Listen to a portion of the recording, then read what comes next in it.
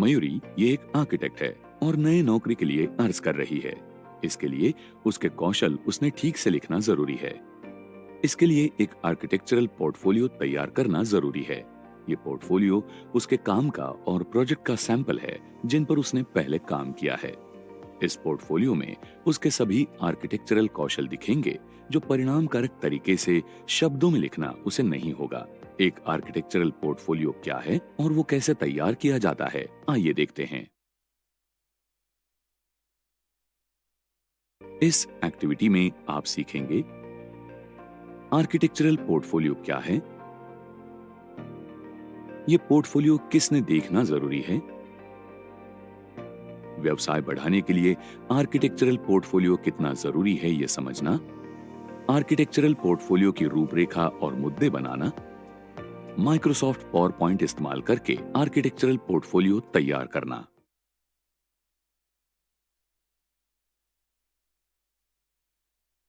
Architectural portfolio क्या है?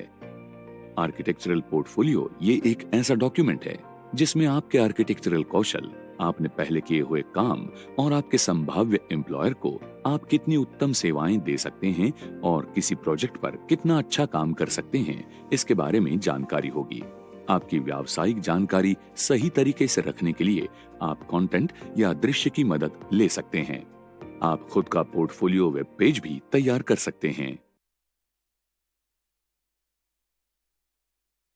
आपने आपका आर्किटेक्चरल पोर्टफोलियो तैयार करना क्यों जरूरी है? ये पोर्टफोलियो आर्किटेक्ट उसके कौशल, उसके संभाव्य ग्राहक या एम्प्लॉयर को दिखाने के लिए तैयार करता है। विविध प्रकार की व्यावसायिक कल्पना, डिजाइन्स और संकल्पना दिखाने के लिए आपको इसका इस्तेमाल होता है। आर्किटेक्चर और इंटीरियर डिजाइनिंग इस क्षेत्र के व्यावसायिकों के लिए ये पोर्टफोलियो बहुत जरूरी है। ये पावर पॉइंट प्रेजेंटेशन, मैगजीन या ब्रोशर के रूप में तैयार किया जा सकता है।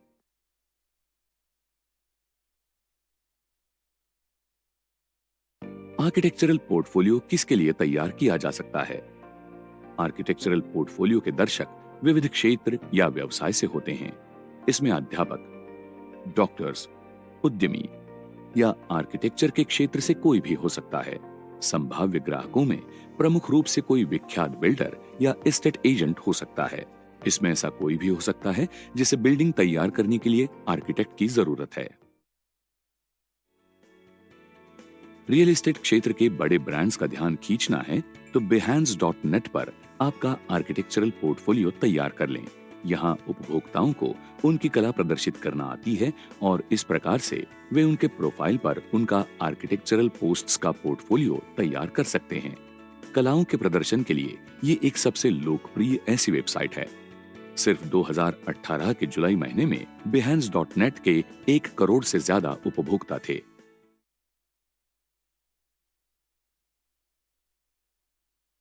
व्यवसाय बढ़ाने के लिए आर्किटेक्चरल पोर्टफोलियो का इस्तेमाल कैसे होता है? व्यवसाय बढ़ाने के लिए आर्किटेक्चरल पोर्टफोलियो की भूमिका बहुत जरूरी है। आपके सर्वोत्तम काम प्रदर्शित करके अच्छे ग्राहक मिलने के लिए इसकी आपको मदद हो सकती है। आर्किटेक्चरल पोर्टफोलियो का व्यवसाय पर किस प्रकार असर होता है? संभाव्य ग्राहकों के लिए उनके काम और क्षमता प्रदर्शित करना चाहने वाली कोई कंपनी या व्यावसायिक व्यक्ति आर्किटेक्चरल पोर्टफोलियो का इस्तेमाल कर सकती है। विविध प्रकार की संकल्पना और उनकी संस्कृति में पार्श्वभूमि, इनका प्रदर्शन इसमें होता है। ग्राहकों को इस पोर्टफोलियो द्वारा आपने पहले किए हुए तथा अभी कर रहे काम की कल्पना आ सकती है। एक अच्छी रचना वाला आर्किटेक्चरल पोर्टफोलियो बहुत जरूरी होता है। उत्तम आर्किटेक्चरल डिजाइन्स और वो निर्माण करने के लिए जरूरी अनुभव, इनकी उपयुक्तता, संभाव्य ग्राहक और नियोक्ता, इन पर बनाने के लिए इसका उपयोग होता है।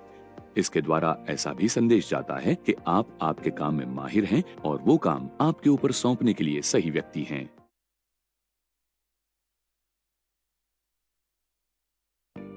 आर्किटेक्चरल पोर्टफोलियो का सही आकार और प्रारूप क्या है?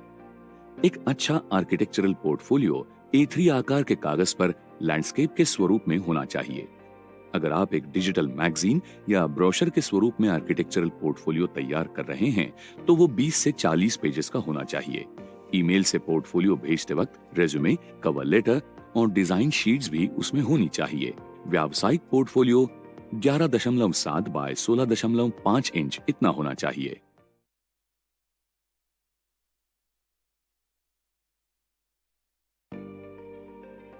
आपके आर्किटेक्चरल पोर्टफोलियो में आपने कम से कम 5 प्रोजेक्ट्स शामिल करने चाहिए।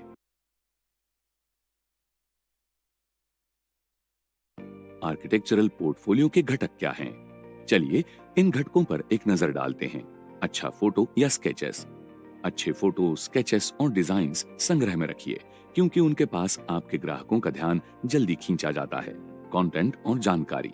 आप किसी भी प्रकार का माध्यम आपके पोर्टफोलियो के लिए इस्तेमाल कर रहे हैं, तो ये ध्यान में रखिए कि कंटेंट आकर्षक और कम से कम हो। छोटी टैगलाइंस, हेडिंग्स, टाइटल्स, ये इसके कुछ उदाहरण हैं। आप आपके प्रोजेक्ट संबंधी कुछ विवरण, कंटेंट इस्तेमाल कर सकते हैं। उदाहरण के लिए, अगर आपने किसी ऑफिस स्पेस के बारे में प्रोजेक्ट पर काम किया होगा, तो आप smartly used space for comfortable working hours ऐसी टैगलाइन देकर उसके साथ फोटोज भी इस्तेमाल कर सकते हैं। प्रशंसा पत्र का पेज। आपका काम जिनको पसंद आया और जिन्होंने आपका नाम रेकमेंड किया, ऐसे ग्राहकों ने दिए प्रशंसा पत्र के लिए एक अलग जगह आप रख सकते हैं। सर्वोत्तम प्रोजेक्ट्स हाईलाइट करना। आपका पोर्टफोलियो यानी अनेक प्रोजेक्ट्स की जगह सिर्फ आपके सर्वोत्तम प्रोजेक्ट्स का संकलन होगा, ये निश्चित कीजिए। ज्यादा से ज्यादा अवसर मिलने के लिए इसका आपको उपयोग होगा। Profile page. ये पेज आपके रिज्यूमे जैसा ही दिखेगा। वो हमेशा अपडेटेड रखिए। नहीं चाहिए वो आउटडेटेड हुए या वर्तमान में दिखाने जैसे नहीं हैं, ऐसे प्रोजेक्ट्स वहां से निकालने का पर्याय आपके पास है। प्रपोजल्स या क्रिएटिव प्लान्स। आपके आर्किटेक्चरल कौशल वास्तववादी और उपयुक्त होने चाहिए। उदाहरणार्थ, आपके ग्राहकों के बजट से मिलने जुलने वाले हाउसिंग प्लान्स। आर्किटेक्चरल पोर्टफोलियो के लिए ये कुछ प्रमाणित घटक हैं। ये घटक आपकी जरूरत अनुसार इस्तेमाल कर सकते हैं, लेकिन ये हमेशा याद रखिए कि आपके काम की विशेषता होने वाले घटक आप कभी भी शामिल कर सकते हैं।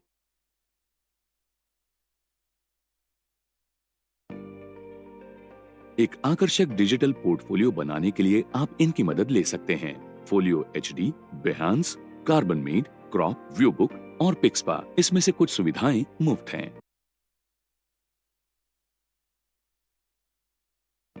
आर्किटेक्चरल पोर्टफोलियो सेव करने के लिए कौन से फाइल फॉर्मेट्स इस्तेमाल किए जाते हैं? TIFF, ये आर्किटेक्चरल पोर्टफोलियो सेव करने के लिए सर्वोत्तम फॉर्मेट है। आप PNG ये फॉर्मेट भी इस्तेमाल कर सकते हैं। फाइल के इमेजेस की क्वालिटी अबाधित रखने के लिए JPEG ये फॉर्मेट न इस्तेमाल करने की सलाह हम देंगे।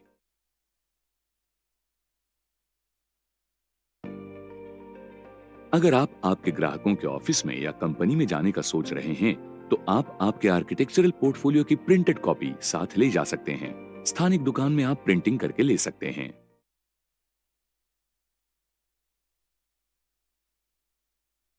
आर्किटेक्चरल पोर्टफोलियो तैयार करने के लिए कौन से टूल्स इस्तेमाल होते हैं? आकर्षक आर्किटेक्चरल पोर्टफोलियो तैयार करने के लिए आप इस्तेमाल कर सकते हैं Microsoft PowerPoint, office 365, Google slides, Canva तथा मुफ्त वेबसाइट्स भी इस्तेमाल कर सकते हैं, जैसे कि template.net, morfolioapps.com, flipsmac.com, genial.ly और fliphtml.com। इंटीरियर प्लान्स के लिए आप planner5d.com भी देख सकते हैं। माइक्रोसॉफ्ट पावरपॉइंट की मदद से आप आपका आर्किटेक्चरल पोर्टफोलियो कैसे तैयार कर सकते हैं। अब आपको आर्किटेक्चरल पोर्टफोलियो मतलब क्या है ये समझ गया है, तो वो तैयार करना शुरू करते हैं। माइक्रोसॉफ्ट पावरपॉइंट खोलिए। हम एक ब्लैंक प्रेजेंटेशन इस्तेमाल करेंगे। न्यू स्लाइड पर क्लिक कीजिए और ड्रैग कीजिए।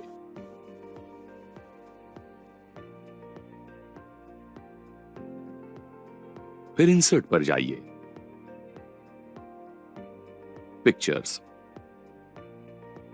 आपके कंप्यूटर से जो चाहिए वो इमेज चुनिए और इंसर्ट पर क्लिक कीजिए। इमेज का आकार आपकी जरूरत अनुसार कम ज्यादा कीजिए। फिर इंसर्ट पर जाइए। Shapes, open. स्लाइड पर शेप चित्रित कीजिए। Shape fill drop down menu पर जाइए और कलर पैलेट से अच्छा कलर चुनिए। शेप आउटलाइन पर क्लिक कीजिए। No outline. अब एक टेक्स्ट बॉक्स इस्तेमाल करते हैं। इसके लिए इंसर्ट पर क्लिक कीजिए। Text box. जरूरत अनुसार उसकी जगह तय कीजिए। उसमें टेक्स्ट एंटर करके उसके अनुसार फॉर्मेट कीजिए।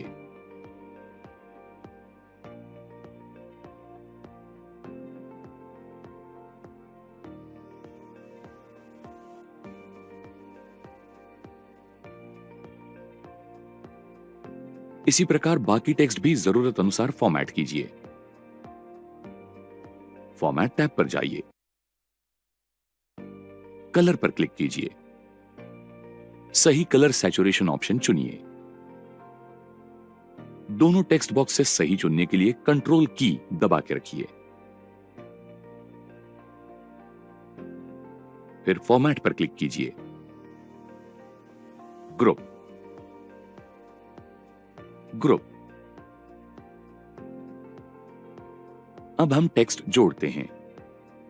इसके लिए अलाइन पर क्लिक कीजिए, अलाइन मिडल, फिर अलाइन पर क्लिक कीजिए, अलाइन सेंटर। टेक्स्ट अलाइन हो गया है और अब वो सुंदर दिखता है। न्यू स्लाइड पर क्लिक कीजिए, ब्लैंक। अब हम दूसरी स्लाइड एडिट करेंगे। इंसर्ट पर क्लिक कीजिए, शेप्स, रेक्टेंगल। जरूरत अनुसार उसकी जगह तय कीजिए। Shape fill drop down menu पर जाइए और कलर पैलेट से शेप के लिए अच्छा सा कलर चुनिए। शेप आउटलाइन पर क्लिक कीजिए, नो आउटलाइन। वैसे ही दूसरा शेप इंसर्ट कीजिए, क्लिक इंसर्ट, पिक्चर्स।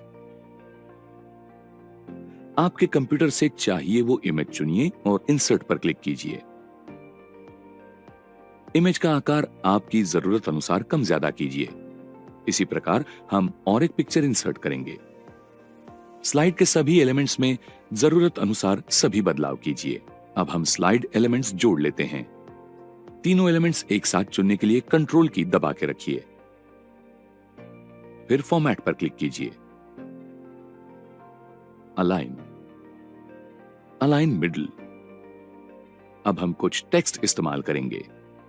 इसके लिए इंसर्ट पर क्लिक कीजिए, टेक्स्ट बॉक्स,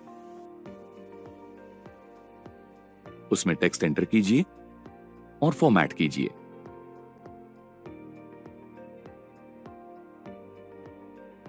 अब हम फॉन्ट साइज, स्टाइल, अलाइनमेंट आदि बदलेंगे।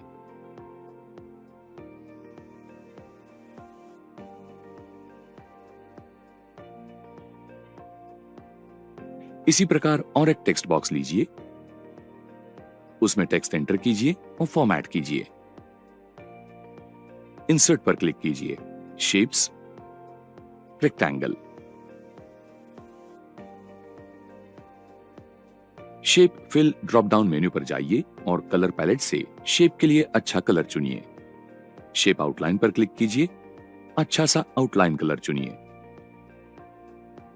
चाहिए तो बाकी बदलाव कीजिए।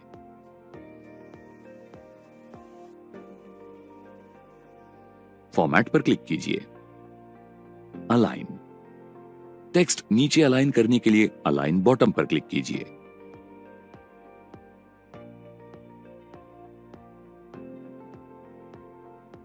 न्यू स्लाइड पर क्लिक कीजिए,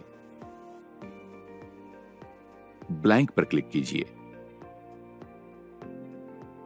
इंसर्ट पर क्लिक कीजिए, पिक्चर्स। आपके कंप्यूटर से चाहिए वो इमेज चुनिए और इंसर्ट पर क्लिक कीजिए।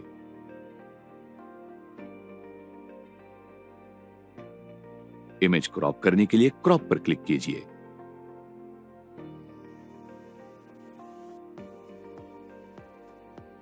क्रॉप करना रोकने के लिए फिर क्रॉप पर क्लिक कीजिए। इंसर्ट पर जाइए, टेक्स्ट बॉक्स। इस बॉक्स में टेक्स्ट एंटर कीजिए। अब हम फॉन्ट साइज, स्टाइल और अलाइनमेंट फॉर्मेट करेंगे। हेडिंग के लिए वही टेक्स्ट फॉर्मेटिंग है, इसलिए स्लाइड पर जाकर टेक्स्ट कॉपी करेंगे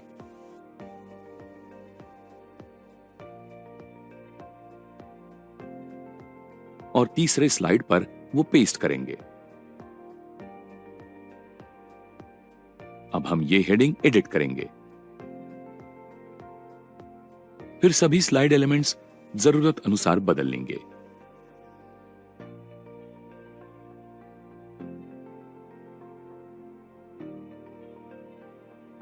न्यू स्लाइड पर क्लिक कीजिए। ब्लैंक पर क्लिक कीजिए। आर्किटेक्चरल पोर्टफोलियो में और एक स्लाइड बढ़ाने के लिए हम फिर एक बार हेडिंग टेक्स्ट कॉपी पेस्ट करेंगे। टेक्स्ट में बदलाव करके चाहिए वैसा फॉर्मेट कीजिए।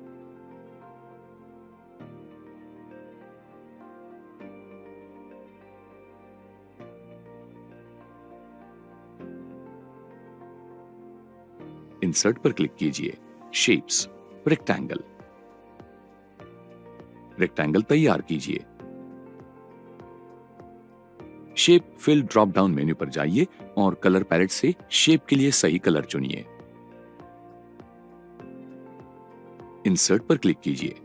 टेक्स्ट बॉक्स, उसमें टेक्स्ट एंटर कीजिए।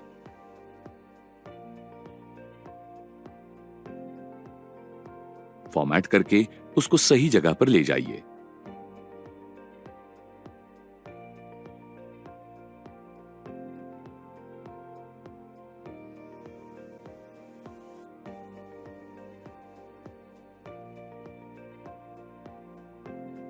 इंसर्ट पर क्लिक कीजिए। Shapes, lines. जरूरत होगी वहां लाइन बना लीजिए।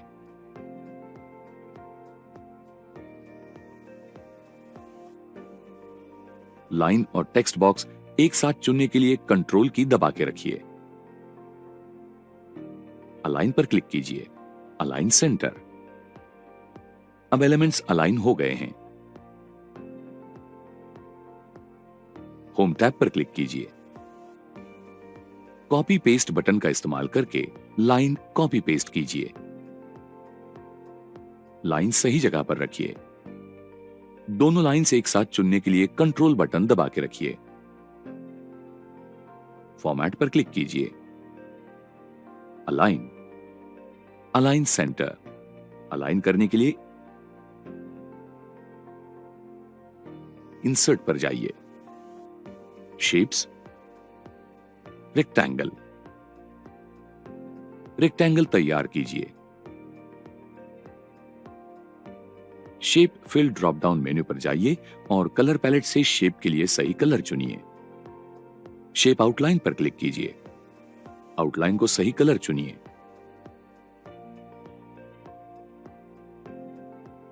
इंसर्ट पर जाइए। पिक्चर्स। एक से अधिक पिक्चर्स आपके कंप्यूटर से चुनने के लिए शिफ्ट की दबा के रखिए। पिक्चर्स चुनकर इंसर्ट पर क्लिक कीजिए। इमेजेस एक साथ ग्रुप में आपको दिखेंगे। उन्हें अनग्रुप करने के लिए इमेजेस के बाहर क्लिक कीजिए। फिर हर इमेज जरूरत अनुसार सही जगह रखिए। इंसर्ट पर क्लिक कीजिए। टेक्स्ट बॉक्स,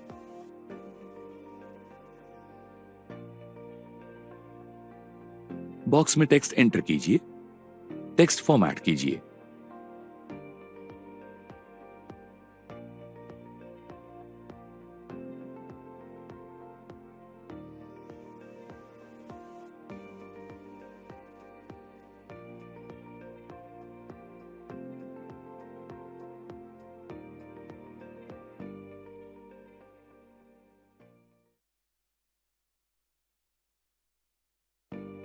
आइए देखते हैं आपने क्या सीखा। आर्किटेक्चरल पोर्टफोलियो क्या है? यह पोर्टफोलियो किसने देखना जरूरी है? व्यवसाय बढ़ाने के लिए आर्किटेक्चरल पोर्टफोलियो कितना जरूरी है यह समझना। आर्किटेक्चरल पोर्टफोलियो की रूपरेखा और मुद्दे बनाना। माइक्रोसॉफ्ट पावर पॉइंट इस्तेमाल करके आर्किटेक्चरल पोर्टफोलियो तैयार करना।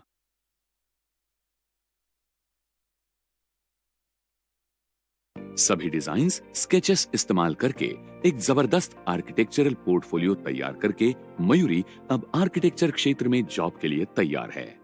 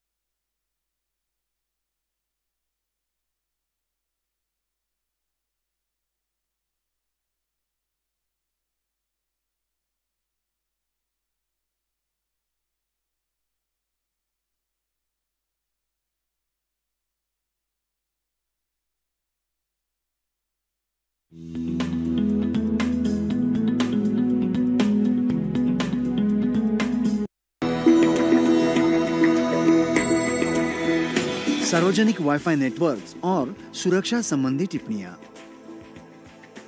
एक दिन प्रिया और सीमा खरीदारी करने के लिए बाहर गई थी। वो शॉपिंग मॉल के नजदीक एक कॉफी शॉप में कॉफी पीने के लिए चली गई। सीमा ने अपने मोबाइल को बाहर निकाला और कहा, वाह प्रिया, इस कॉफी शॉप में फ्री वाईफाई है। हाँ, यहाँ लिखा हुआ है। अब मैं ईमेल्स भेज सकती हूँ। मैं इस वाईफाई नेटवर्क को कनेक्ट करती हूँ और काम शुरू करती हूँ। तब तक हम दोनों के लिए कॉफी मंगा देना। हाँ, जैसा आप कहें।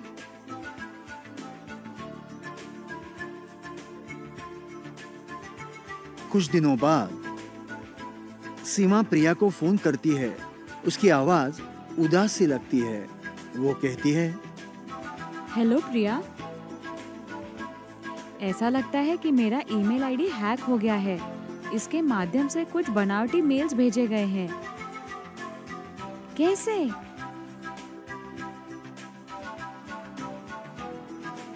ओह, मैं समझ गई। तुमने उस कॉफी शॉप के वाईफाई नेटवर्क में कनेक्ट करते हुए अपनी ईमेल्स पर काम किया था। क्या वो वाईफाई नेटवर्क पासवर्ड जैसे सुरक्षा उपायों से सक्रिय किया गया था? नहीं, उस वाईफाई नेटवर्क को कनेक्ट करने के लिए कोई भी पासवर्ड नहीं लगा था। ऐसे फ्री वाईफाई नेटवर्क का प्रयोग करते हुए हमेशा सावधानी बरतनी चाहिए। आजकल लगभग सभी सार्वजनिक स्थानों जैसे रेलवे स्टेशन, हवाई अड्डे, बस स्टैंड, कॉलेज के परिसर, मॉल्स, रेस्टोरेंट्स आदि पर आम तौर से वाईफाई द्वारा इंटरनेट इस्तेमाल करने की मुफ्त सुविधा प्रदान की जा रही है। यदि हम अपने मोबाइल पर वाईफाई का विकल्प शुरू करते हैं तो उपलब्ध सभी वाईफाई नेटवर्क्स आसानी से दिख जाते हैं। लेकिन मुफ्त के वाईफाई नेटवर्क के माध्यम से इंटरनेट से जुड़कर ऑनलाइन बैंकिंग व्यवहार करना या ईमेल्स भेजना या डाउनलोड करना सुरक्षित नहीं है।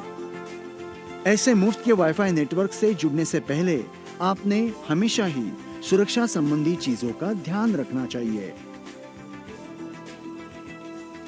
सार्वजनिक जगहों पर उपलब्ध वाईफाई नेटवर्क्स का प्रयोग करते हुए देश विदेश की खबरें यानी समाचार ऑनलाइन पढ़ना या आपका पसंदीदा ब्लॉग पढ़ना अच्छी बात हो सकती है, लेकिन ऑनलाइन बैंकिंग करना सुरक्षित नहीं है। जैसे आप इस स्क्रीनशॉट में देख सकते हैं, सुरक्षित वाईफाई नेटवर्क के सामने लॉक यानी ताले का निशान होता है। ऐसे वाईफाई नेटवर्क से जुड़ना हमेशा ही योग्य होता है, क्योंकि इस प्रकार के नेटवर्क से बिना पासवर्ड के नहीं जुड़ा जा सकता। वो मुफ्त में उपलब्ध रहे फिर भी। हमेशा याद रखें, जब आप वाईफाई नेटवर्क्स का प्रयोग कर रहे हो, खास तौर पर सार्वजनिक स्थानों पर, तब महत्वपूर्ण और संवेदनशील डेटा के साथ काम करना टालें। बिना पासवर्ड वाले वाईफाई नेटवर्क्स या जहां पासवर्ड खुलेआम प्रदर्शित हो, ऐसे वाईफाई नेटवर्क्स का प्रयोग करना टालें। सुरक्षा के कारण से और साथ ही बैटरी बचाने के हेतु से ऑनलाइन काम पूरा हो जाने के बाद तुरंत ही अपने लैपटॉप का, टैबलेट का या स्मार्टफोन का वाईफाई ऑप्शन बंद कर दें।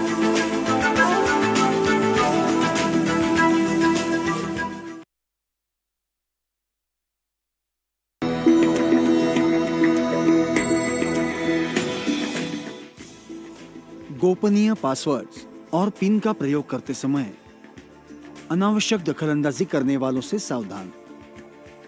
एक दिन प्रिया और सीमा खरीदारी करने के लिए बाहर गई थी। वो शॉपिंग मॉल के नजदीक एक कॉफी शॉप में कॉफी पीने के लिए चली गई। कॉफी पीने के बाद वेटर आता है और कहता है, मैडम आपका बिल। सीमा बिल का भुगतान करने के लिए अपना क्रेडिट कार्ड निकालती है। सीमा ने कहा कि हाँ, कार्ड पेमेंट। सीमा वेटर को कार्ड देती है। बिलिंग कक्ष तक जाते जाते वेटर सीमा के कार्ड का नंबर दर्ज कर लेता है। वेटर स्वाइप मशीन को लेते हुए वापस आता है और कहता है, मैडम कृपया पिन एंटर कीजिए। प्रिया से बातें करते हुए सीमा पिन एंटर करती है। सीमा के द्वारा दर्ज किया हुआ पिन नंबर वेटर देख लेता है। इसे शोल्डर सर्फिंग कहते हैं। शोल्डर सर्फिंग तकनीक का मतलब है जब कोई व्यक्ति ऑनलाइन व्यवहार कर रहा हो, जैसे ओटीपी, सीवीवी, एटीएम पिन या पासवर्ड एंटर कर रहा हो, तब उस व्यक्ति के कंधे पर से झांक कर देखने की अनुचित क्रिया। अपराधियों द्वारा ऐसी गलत कृतियां सार्वजनिक स्थानों, विशेषतः मॉल्स, बस स्टैंड्स, रेलवे स्टेशंस, रेस्टोरेंट्स आदि में की जाती है, क्योंकि ऐसे स्थानों पर किसी का आपके बिल्कुल नजदीक खड़े होना और आपकी ऑनलाइन व्यवहार यानी ट्रांजैक्शंस को देखना आसानी से संभव है। हमेशा याद रखें, महत्वपूर्ण लेन देन करते समय जब आप अपनी लॉगिन या डेबिट क्रेडिट कार्ड की जानकारी एंटर कर रहे होंगे तो हमेशा ही अपने दूसरे हाथ से कीबोर्ड ढक सकते हैं। कभी भी अपने कार्ड का एटीएम पिन, सीवीवी, पासवर्ड किसी अनजान व्यक्ति की मौजूदगी में ना एंटर करें। वो ये जानकारी आसानी से देखकर उसका गलत इस्तेमाल कर सकता है।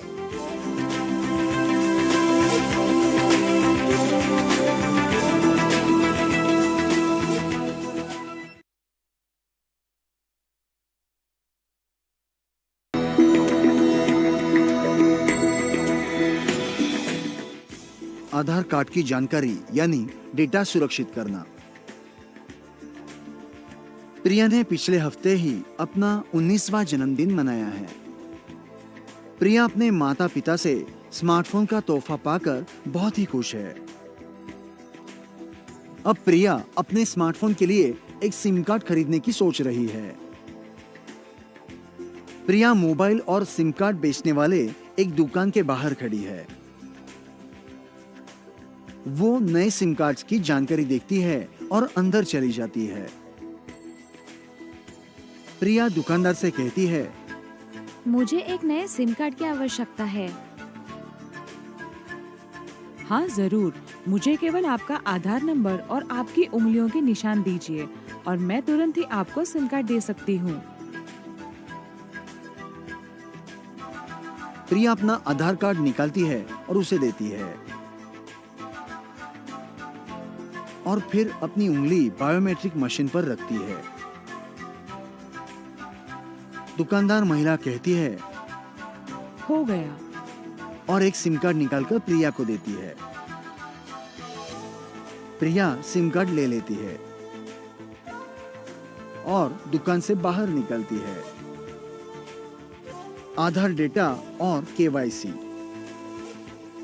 आजकल आधार कार्ड एक सबसे महत्वपूर्ण दस्तावेज बनता जा रहा है।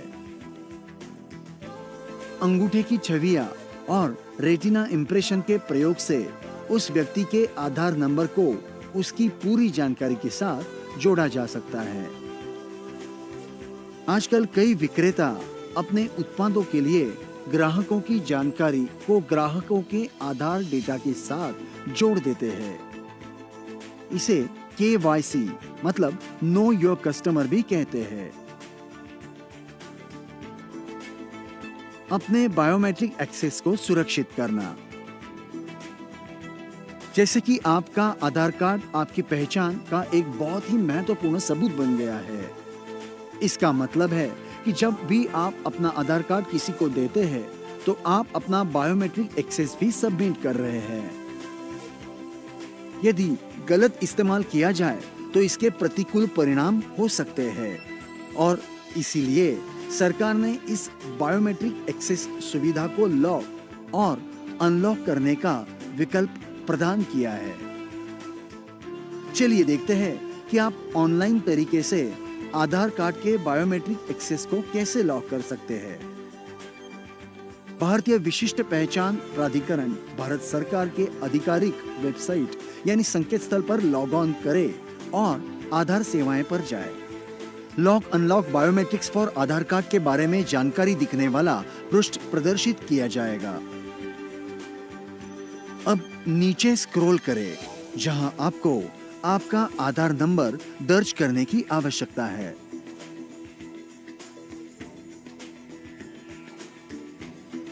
दूसरे बॉक्स में उस बॉक्स के बगल में दिखाया गया सुरक्षा कोड एंटर करें।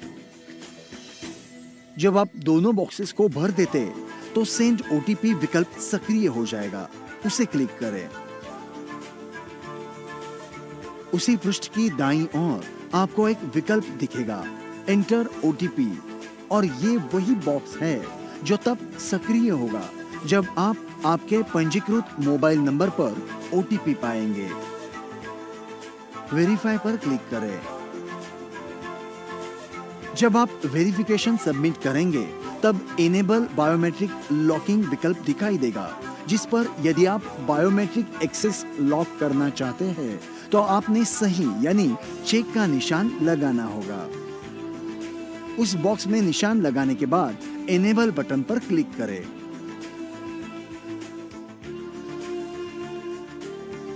और आप स्क्रीन पर सफलता दर्शाता हुआ एक संदेश देख सकेंगे कि योर बायोमेट्रिक्स इज लॉक्ड, मतलब आपकी बायोमेट्रिक जानकारी अब लॉक हो चुकी है। इस प्रकार से आप आपकी निजी जानकारी और बायोमेट्रिक एक्सेस के उपयोग पर रोक लगाते हैं। ये सारी जानकारी भारतीय विशिष्ट पहचान प्राधिकरण के सर्वर पर लॉक हो जाएगी। इस लॉकिंग का सबसे बड़ा लाभ ये है कि आप आश्वासित हो सकते हैं कि आपकी निजी जानकारी सुरक्षित है, तब भी यदि आपका आधार कार्ड खो जाए या चोरी हो जाए। ये लॉक सेटिंग्स किसी भी समय बदल दिए जा सकते हैं। यदि आप आधार कार्ड अनलॉक करना चाहें तो आप ये इंटरनेट के प्रयोग से आसानी से कर सकते हैं। चलिए देखते हैं कि कुछ देर के लिए आपका आधार कार्ड अनलॉक कैसे किया जाए और लॉक किए हुए बायोमेट्रिक को कैसे सक्रिय किया जाए। आपका आधार कार्ड अनलॉक करने के लिए आपको भारतीय विशिष्ट पहचान प्राधिकरण भारत सरकार के आधिकारिक वेबसाइट पर जाना होगा और आधार सेवाएं पर जाना होगा।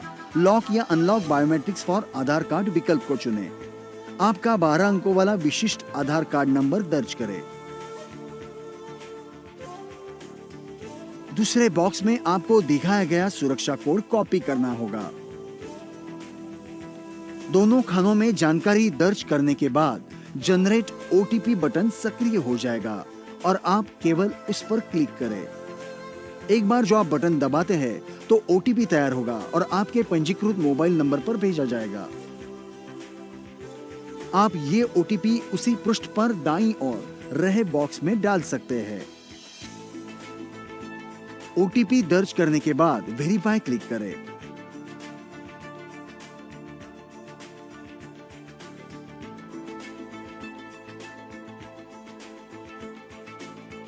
आप अनलॉक बटन क्लिक करते हुए आधार कार्ड का बायोमेट्रिक अनलॉक कर सकते हैं।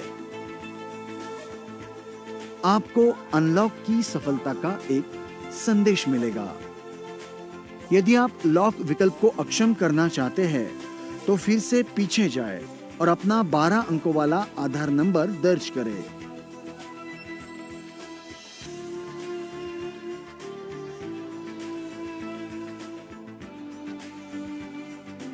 दूसरे बॉक्स में आपको दिखाया गया सुरक्षा कोड कॉपी करना होगा। सुरक्षा कोड बॉक्स की दाईं ओर प्रदर्शित किया गया है। दोनों खानों में जानकारी दर्ज करने के बाद जनरेट ओटीपी बटन सक्रिय हो जाएगा और आपको केवल इतना ही करना है कि उस पर क्लिक करें। एक बार जो आप बटन दबाते हैं तो ओटीपी तैयार होगा और आपके पंजीकृत मोबाइल नंबर पर भेजा जाएगा। आप ये ओटीपी उसी पृष्ठ पर दाईं ओर रहे बॉक्स में डाल सकते हैं। ओटीपी दर्ज करने के बाद वेरीफाई क्लिक करें। डिसेबल बायोमेट्रिक लॉकिंग्स के बगल में रहे बॉक्स में निशान लगाएं और उसके नीचे स्थित डिसेबल बटन को दबाएं। आप स्क्रीन पर एक संदेश देख सकेंगे कि your biometric lock is disable, यानी आपका बायोमेट्रिक लॉक अक्षम कर दिया गया है। हमेशा याद रखें, अगर आप आपके आधार कार्ड के बायोमेट्रिक को लॉक कर देते हैं तो फिर आप उसका संभावित दुरुपयोग रोक सकते हैं। आप आधार कार्ड केवल ऑनलाइन तरीके से ही लॉक और अनलॉक कर सकते हैं। आप ऑफलाइन तरीके से ये नहीं कर सकते। इस सुविधा का लाभ उठाने के लिए आपका मोबाइल नंबर आपके आधार नंबर के साथ पंजीकृत होना जरूरी है, क्योंकि UIDAI द्वारा आपके पंजीकृत नंबर पर ही OTP यानी वन टाइम पासवर्ड भेजा जाएगा। एक बार जब आप आपके आधार कार्ड के बायोमेट्रिक एक्सेस को लॉक कर देते हैं, तो आप उसे केवल 10 मिनट के लिए ही अनलॉक कर सकते हैं। इस अनलॉक अवधि के बाद आपका आधार अपने आप फिर से लॉक हो जाएगा। ये सुरक्षा के उद्देश्य से किया गया है। इस सुविधा का प्रयोग करके आप आपके आधार संबंधी जानकारी को ऐसे लोगों से सुरक्षित कर सकते हैं जो आपके बायोमेट्रिक एक्सेस का प्रयोग करते हुए आपके आधार डेटा को पाने का प्रयास कर सकते हैं।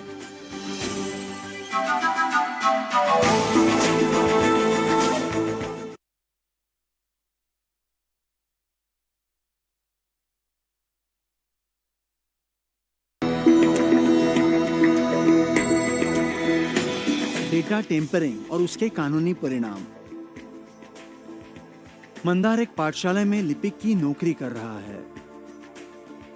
पिछले हफ्ते से वो उसकी पाठशाला के रिजल्ट्स के काम में व्यस्त था। मंदार को उसके प्रिंसिपल का फोन आता है। वो उसे उनकी केबिन में आने के लिए कहते हैं। मंदार प्रिंसिपल की केबिन में प्रवेश करता है। Hello Mandar. Hello sir. Mandar, तुमने रिजल्ट इवेंट डेटा यानी परीक्षा के परिणामों की जानकारी को कहां संग्रहित किया है?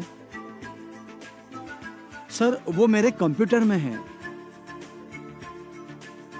दरअसल हमारे स्कूल के एक कर्मचारी की ओर से हमें एक शिकायत आई है। उसने कहा है कि तुमने रिजल्ट डेटा में अपनी ओर से कुछ बदलाव किए हैं। हम तहकीकात करेंगे कि ये कंप्लेंट सच है या नहीं। अगर ये सच साबित होता है तो मुझे डर है कि स्कूल आपके खिलाफ पुलिस कंप्लेंट भी कर सकती है। ये सुनकर मंदार हैरान हो जाता है। मंदार ने क्या गलती की होगी? ये डेटा टैंपरिंग का मामला हो सकता है। डेटा टैंपरिंग मतलब अनधिकृत जरिए से डेटा में जानबूझकर बदलाव लाना, उसे नष्ट करना, छेड़खानी करना या संपादित करना इस तरह की कृति है। जैसे कि कंप्यूटर सिस्टम में लॉगिन करने से पहले या काम करते समय किसी गलत उद्देश्य या मुनाफे के लिए डेटा में बदल करना। ऐसे अपराधों के लिए सजा कंप्यूटर डेटा या सोर्स कोड के साथ जानबूझकर हेरफेर या बदलाव करना, ये आईटी अधिनियम 2000 के अंतर्गत अपराध है। सोर्स कोड में प्रोग्राम्स की सूची यानी कि प्रोग्राम्स लिस्ट, कंप्यूटर कमांड्स, किसी भी रूप में डिजाइन और लेआउट ये शामिल है। आईटी अधिनियम 2000 की धारा 65 के अनुसार जो कोई भी व्यक्ति इस प्रकार की कृति करने में सहभागी होगा, वो 3 साल तक की कैद या जुर्माना या दोनों इस सजा का हकदार होगा। आईटी अधिनियम 2000 की धारा 66 के साथ पठित धारा 43I के अनुसार इस प्रकार की कृति 3 साल तक की कैद या जुर्माना या दोनों ऐसी सजा का प्रावधान है।